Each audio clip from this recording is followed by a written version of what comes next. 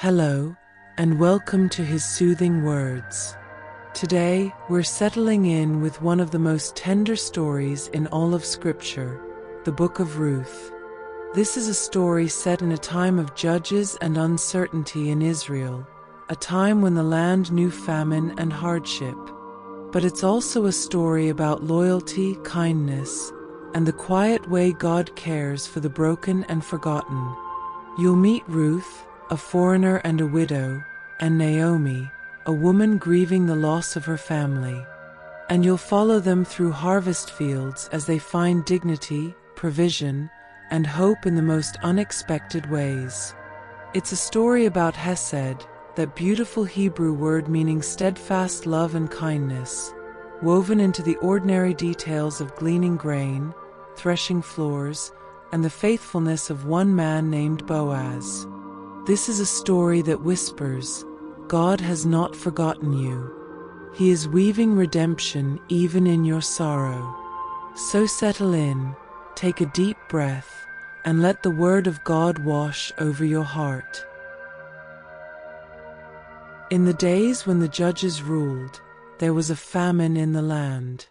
So a man from Bethlehem in Judah, together with his wife and 2 sons, went to live for a while in the country of Moab. The man's name was Elimelech, his wife's name was Naomi, and the names of his 2 sons were Mahlon and Chilion. They were Ephrathites from Bethlehem, Judah, and they went to Moab and lived there. Now Elimelech, Naomi's husband, died, and she was left with her 2 sons. They married Moabite women, one named Orpah and the other Ruth. After they had lived there about 10 years, both Mahlon and Chilion also died, and Naomi was left without her 2 sons and her husband. When Naomi heard in Moab that the Lord had come to the aid of his people by providing food for them, she and her daughters-in-law prepared to return home from there. With her 2 daughters-in-law, she left the place where she had been living and set out on the road that would take them back to the land of Judah. Then Naomi said to her 2 daughters-in-law, "Go back, each of you, to your mother's home. May the Lord show you kindness, as you have shown kindness to your dead husbands and to me. May the Lord grant that each of you will find rest in the home of another husband." Then she kissed them goodbye, and they wept aloud and said to her, "We will go back with you to your people." But Naomi said, "Return home, my daughters. Why would you come with me? Am I going to have any more sons who could become your husbands? Return home, my daughters. I am too old to have another husband. Even if I thought there was still hope for me, even if I had a husband tonight and then gave birth to sons, would you wait until they grew up? Would you remain unmarried for them? No, my daughters. It is more bitter for me than for you, because the Lord's hand has turned against me." At this they wept aloud again. Then Orpah kissed her mother-in-law goodbye, but Ruth clung to her. "Look," said Naomi, "your sister-in-law is going back to her people and her gods. Go back with her." But Ruth replied, "Don't urge me to leave you or to turn back from you. Where you go I will go, and where you stay I will stay. Your people will be my people, and your God my God. Where you die I will die, and there I will be buried. May the Lord deal with me, be it ever so severely, if even death separates you and me." When Naomi realized that Ruth was determined to go with her, she stopped urging her. So the 2 women went on until they came to Bethlehem. When they arrived in Bethlehem, the whole town was stirred because of them, and the women exclaimed, "Can this be Naomi?" "Don't call me Naomi," she told them. "Call me Mara, because the Almighty has made my life very bitter. I went away full, but the Lord has brought me back empty. Why call me Naomi? The Lord has afflicted me, the Almighty has brought misfortune upon me." So Naomi returned from Moab, accompanied by Ruth the Moabite, her daughter-in-law, arriving in Bethlehem as the barley harvest was beginning. Now Naomi had a relative on her husband's side, a man of standing from the clan of Elimelech, whose name was Boaz. And Ruth the Moabite said to Naomi, "Let me go to the fields and pick up the leftover grain behind anyone in whose eyes I find favor." Naomi said to her, "Go ahead, my daughter." So she went out, entered a field, and began to glean behind the harvesters. As it turned out, she was working in a field belonging to Boaz, who was from the clan of Elimelech.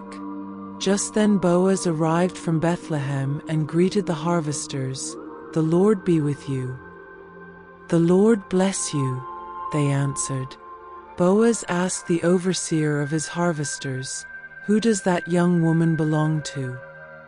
The overseer replied, "She is the Moabite who came back from Moab with Naomi." She said, "Please let me glean and gather among the sheaves behind the harvesters." She came into the field and has remained here from morning till now, except for a short rest in the shelter. So Boaz said to Ruth, "My daughter, listen to me. Don't go and glean in another field, and don't go away from here. Stay here with the women who work for me. Watch the field where the men are harvesting, and follow along after the women. I have told the men not to lay a hand on you. And whenever you are thirsty, go and get a drink from the water jars the men have filled." At this, she bowed down with her face to the ground. She asked him, "Why have I found such favor in your eyes that you notice me, a foreigner?" Boaz replied, "I've been told all about what you have done for your mother-in-law since the death of your husband, how you left your father and mother and your homeland and came to live with a people you did not know before. May the Lord repay you for what you have done. May you be richly rewarded by the Lord, the God of Israel, under whose wings you have come to take refuge. May I continue to find favor in your eyes, my Lord," she said. "You have put me at ease by speaking kindly to your servant, though I do not have the standing of one of your servants."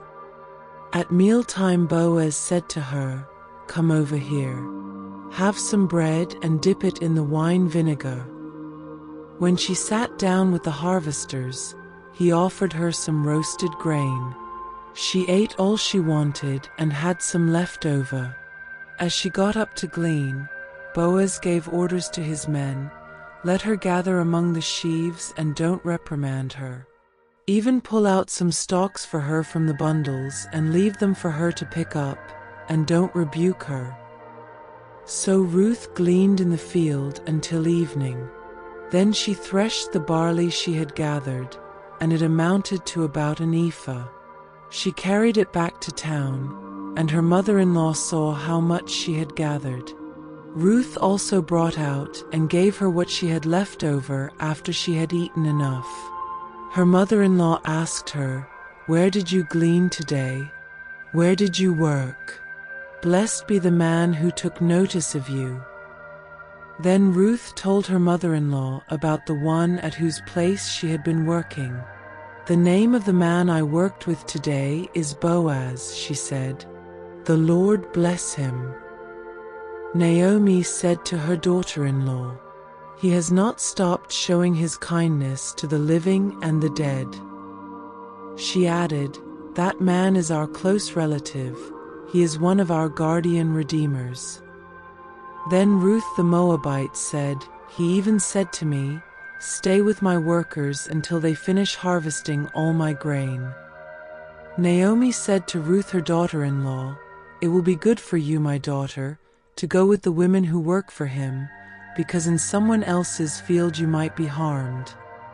So Ruth stayed close to the women of Boaz to glean until the barley and wheat harvests were finished. And she lived with her mother-in-law. One day Ruth's mother-in-law Naomi said to her, "My daughter, I must find a home for you, where you will be well provided for. Now Boaz, with whose women you have worked, is a relative of ours. Tonight he will be winnowing barley on the threshing floor. Wash, put on perfume, and get dressed in your best clothes. Then go down to the threshing floor, but don't let him know you are there until he has finished eating and drinking. When he lies down, note the place where he is lying. Then go and uncover his feet and lie down. He will tell you what to do. I will do whatever you say, Ruth answered. So she went down to the threshing floor and did everything her mother-in-law told her to do. When Boaz had finished eating and drinking and was in good spirits, he went over to lie down at the far end of the grain pile. Ruth approached quietly, uncovered his feet, and lay down. In the middle of the night something startled the man. He turned, and there was a woman lying at his feet. "Who are you?" he asked. "I am your servant Ruth," she said. "Spread the corner of your garment over me, since you are a guardian redeemer of our family." "The Lord bless you, my daughter," he replied. "This kindness is greater than that which you showed earlier. You have not run after the younger men, whether rich or poor. And now, my daughter, don't be afraid. I will do for you all you ask. All the people of my town know that you are a woman of noble character. Although it is true that I am a guardian redeemer of our family, there is another who is more closely related than I. Stay here for the night, and in the morning, if he wants to do his duty as your guardian redeemer, good, let him redeem you. But if he is not willing, as surely as the Lord lives, I will do it. Lie here until morning." So she lay at his feet until morning, but got up before anyone could be recognized.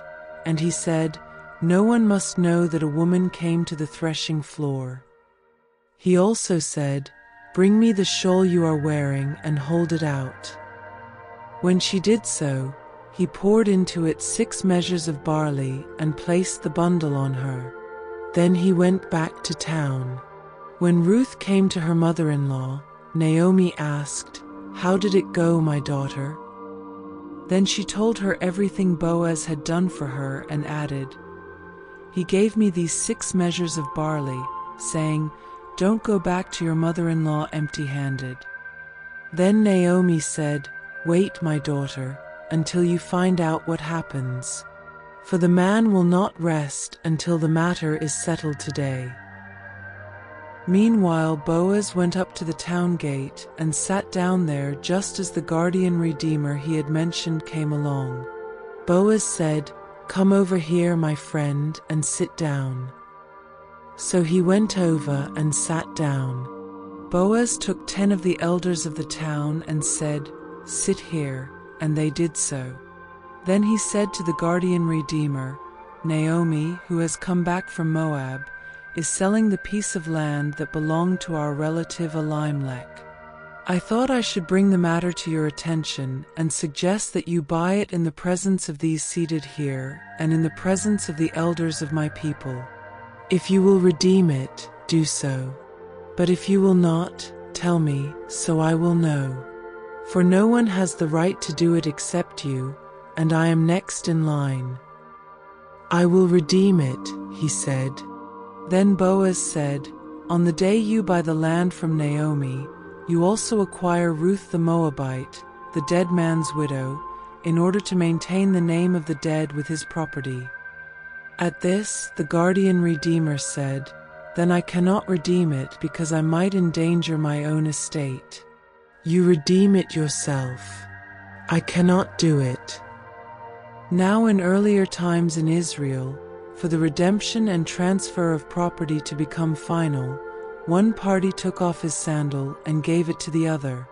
This was the method of legalizing transactions in Israel. So the guardian redeemer said to Boaz, "Buy it yourself." And he removed his sandal. Then Boaz announced to the elders and all the people, Today you are witnesses that I have bought from Naomi all the property of Elimelech, Chilion, and Mahlon. I have also acquired Ruth the Moabite, Mahlon's widow, as my wife, in order to maintain the name of the dead with his property, so that his name will not disappear from among his family or from his hometown. Today you are witnesses." Then the elders and all the people at the gate said, "We are witnesses. May the Lord make the woman who is coming into your home like Rachel and Leah, who together built up the family of Israel. May you have standing in Ephrathah and be famous in Bethlehem. Through the offspring the Lord gives you by this young woman, may your family be like that of Perez, whom Tamar bore to Judah." So Boaz took Ruth, and she became his wife. When he made love to her, the Lord enabled her to conceive, and she gave birth to a son. The women said to Naomi, "Praise be to the Lord, who this day has not left you without a guardian redeemer. May he become famous throughout Israel. He will renew your life and sustain you in your old age. For your daughter-in-law, who loves you and who is better to you than 7 sons, has given him birth." Then Naomi took the child in her arms and cared for him. The women living there said, "Naomi has a son." And they named him Obed. He was the father of Jesse, the father of David. This, then, is the family line of Perez. Perez was the father of Hezron, Hezron the father of Ram, Ram the father of Amminadab, Amminadab the father of Nahshon, Nahshon the father of Salmon, Salmon the father of Boaz, Boaz the father of Obed, Obed the father of Jesse, and Jesse the father of David. This brings us to the end of the book. Thank you for spending this time in the Book of Ruth with his soothing words. Ruth's story reminds us that even in seasons of loss and uncertainty, God is quietly at work, guiding our steps, surrounding us with people who show his kindness, and weaving redemption out of ordinary days in the fields. May you carry that hope into your own life, knowing that he has not forgotten you and he is still writing your story. And as always, may his soothing words stay with you, and remember, God is good.